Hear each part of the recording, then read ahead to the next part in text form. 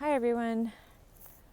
If you are new to the channel, my name is Tammy, and this is Living Truth.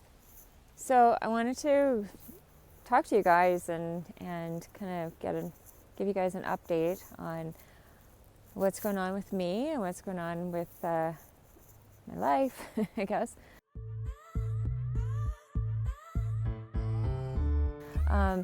So I've been kind of vacant on the channel, so and a few of you have reached out, which is really nice of you. Thank you. I mean, that's what this community is really all about, is having a space that we're connecting and supporting each other and sending out kindness and goodness and love to each other. So anyway, yeah, so thank you. Thanks for caring. So yeah, this year, I thought 2020 was kind of crazy, but this 2021 has also come in with a pretty high level roller coaster of life for me. So as many of you know, if you've been following my channel, so 2017, my grandma had disassociated herself from me. I believe that there was something in the recent Watchtower wake at the time, because I had looked and I'm like, you must have had something to instigate this from the organization. She's like, nope, this is my decision. But anyway, so then when I did look into it, there was a Watchtower or a wake, whichever, that did go into when basically when your family has left, they no longer care about Jehovah, and they've gone to Satan, and so they are bad association. And so that whole bit that we all know as ex-Jehovah's Witnesses who were taught all of this. So anyway, when I looked into that, they and found that out, but at the same time, like I was not at the same time, but I did that afterwards. But when I was on the phone call with my grandmother, I had actually said, well, I'm going to come visit you and da-da-da. And that's when she said, no, you can no longer, I can't associate with you any longer. So that was then.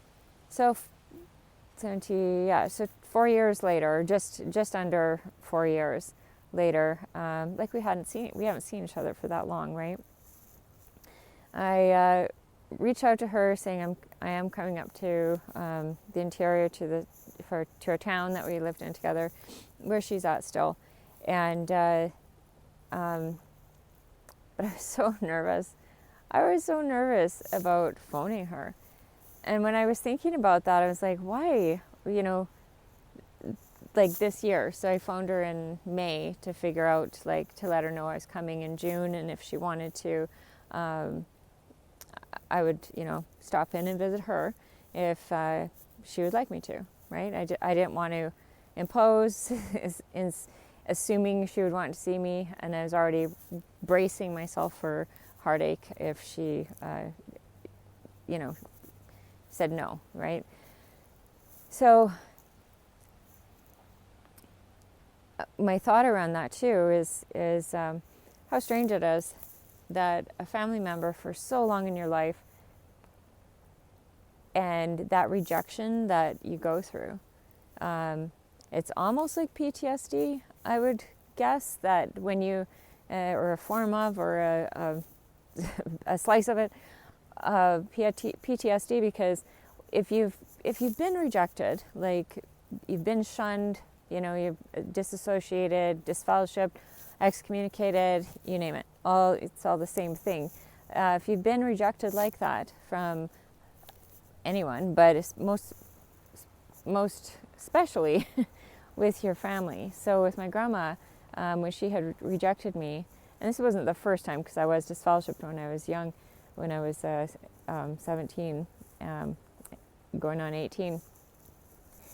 But when you get rejected like that, it's like you're not going to step on that fire again. Like, it already burnt you once. So I understand, that fear behind that, reaching out to family members that are still in the religion and not sure what you're going to get from that. back from them is whether they'll accept you or continue rejecting you, and that pain that it comes from that. So back to my grandmother. This May reached out to her. She was all like, yes, I definitely want to see you, come see me. And so I did, and it was actually great. And she had apologized for how she had treated me back then when we had our kind of separation, because she disassociated herself from me. So her like just apologizing, and her heart felt like she felt it was one of these regrets. And so that felt good, that she actually acknowledged, this wasn't right.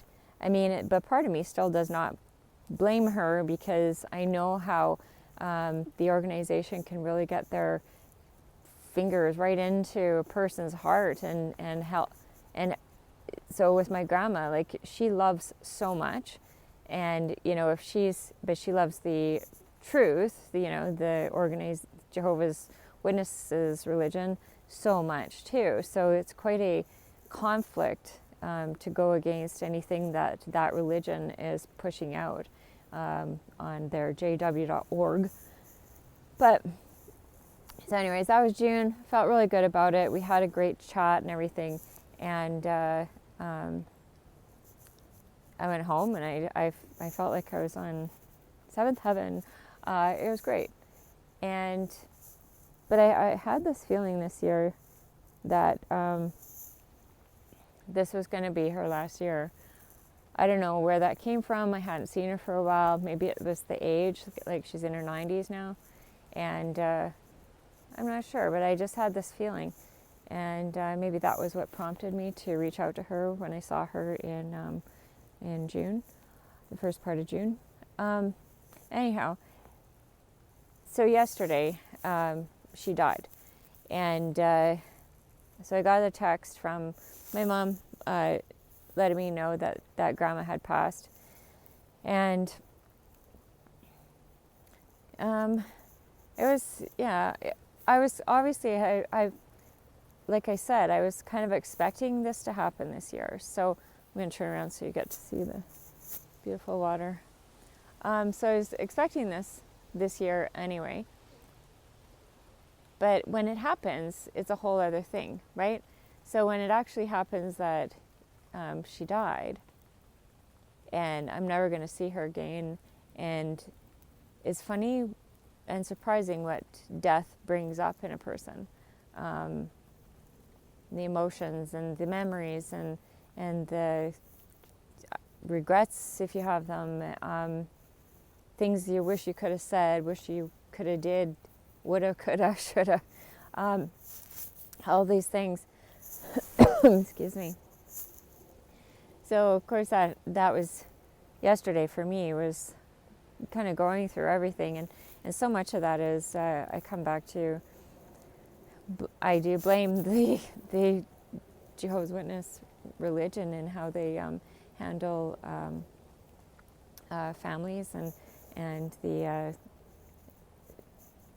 not allowing basically families to accept people that aren't part of their religion. So not accepting someone like me who had fallen away in their terms.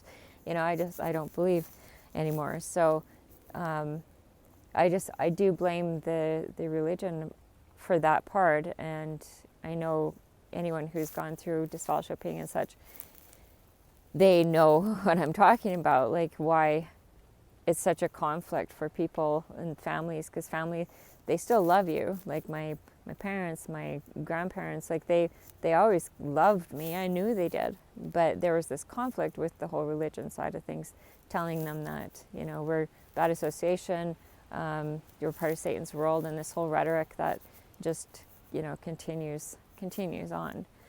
So that's my update there. My grandma, full circle. And funny thing, like I said, her rejecting me back in 2017 was what's kind of was a catalyst to start this channel in the first place, because I wanted to, reach out to other people who have gone through similar things and just felt completely alone, and that there was no one out there that would ever get them. And just that support community bit, I felt was important because it was lacking for me. So, so that's full circle. My grandma, I'm not thinking about her too much right now, just so that I can hold it together, sort of thing. And then in August, here's my high of the roller coaster of this year. In August, I got married. And so it was like one of the best days, like memorable events, and it was just so fun. So we had a small little wedding, and it was just the best time possible. I mean, my first marriage to a Jehovah's Witness man, that was many years ago, and that was also one of the reasons I left the religion. It woke me up, if you saw some of my early ones, because when I got divorced, there was just a whole weird thing that went on with the congregation. So anyways, I'm not going to talk about that right now, but I got married in August, and so I've been with my now husband for 10 years. So this was our 10-year kind of year. And so we just felt like, yeah, why not? Let's do it. So it was really nice. It was one of the best weddings I've ever could have imagined for myself, and could have ever wanted. So anyways, it was small and cute and quaint and beachy and on the beach and all this kind of stuff. So it was great. So that was the high of this year, and now I'm going to another one where the week also in August, my dog started getting very sick, and I'm not going to get into the details because, again, I've got to keep it together here. But yeah, we had to put him down, and so he was 12 years old, and I also had a feeling that this was his last year, and I don't know why I thought that, but I felt that like early, like January, February, I had a strong feeling about it. So where these feelings come from, who knows, but as it is, that's what it was. So come August, he went downhill quite quickly, actually, and we had to make that decision to put him down. And so he held him in my arms as we had the vet come to our home and do it right there and on our. So he was in my arms. He's very loved, and you would have saw him in some of my other videos if you've been following me. He's a chocolate lab, and so you would have seen him. His name was Rio. So yeah, that was an incredible low, and it's like he was a family member, and if you've ever had a lab in your life, like it's probably one of the such a heavy heartbreak. Anyways, so that was August. I'm still getting over him. I don't know that you ever get over, a being that dies, but time heals, which I really hate saying that, and I hate being told that sometimes, because it's like, yeah, I get it. It's not like I've not lost in my life. I've had other losses, but some are more significant than others. And for him and me, we had a different connection because he was also blind, and so I looked after him like a mother hen for 7 years, because he wasn't blind until he was at the age of 5. So at 5, then he started going blind, and so for 7 years he was blind. So that was a lot of being very connected to Rio, and so it's been a tough one on that. And then when that happened, my body went into kind of a seizure. And I'm not talking like epilepsy type of seizure. My muscles, I could barely walk.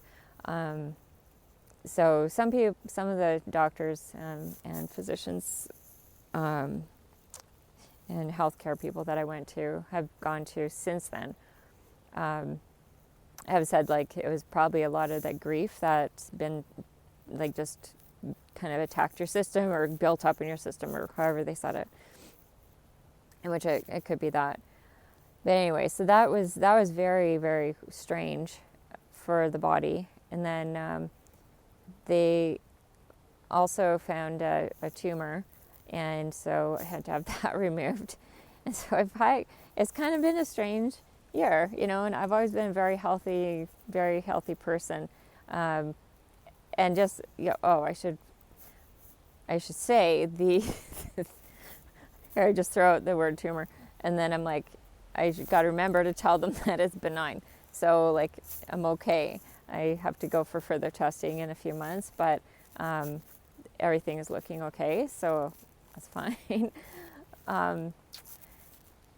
So anyways, on the whole side of the health, because healthcare has, I used to be a personal trainer years ago, and so I'm highly motivated to be, very outdoorsy, because I love being outside for one, but also very active. I've always been active, and I also love motivating people to live healthy lifestyles and, that kind of thing. That's why I went into personal training years ago.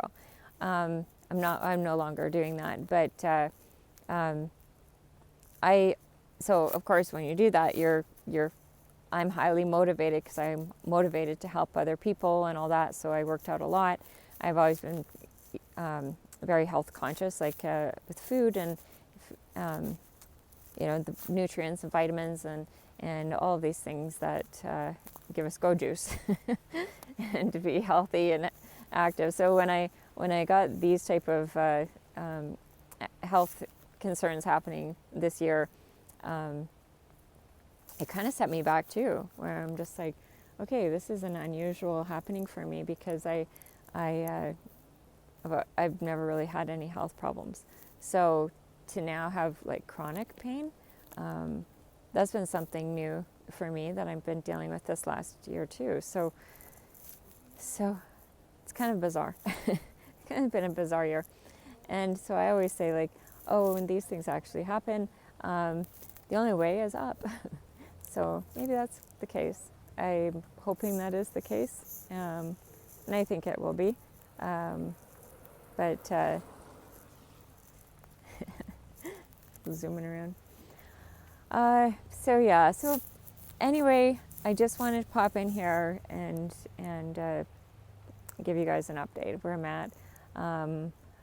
I'm planning to see you guys a lot more on here and get back into more of this type of activism and just keep in touch with you guys and keep providing a community here on this space for you guys too, who are going through similar things in leaving the Jehovah's Witness religion.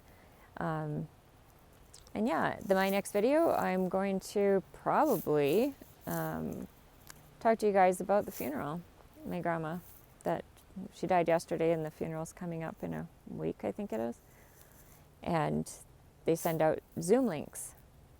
So I've never been to a Zoom funeral before.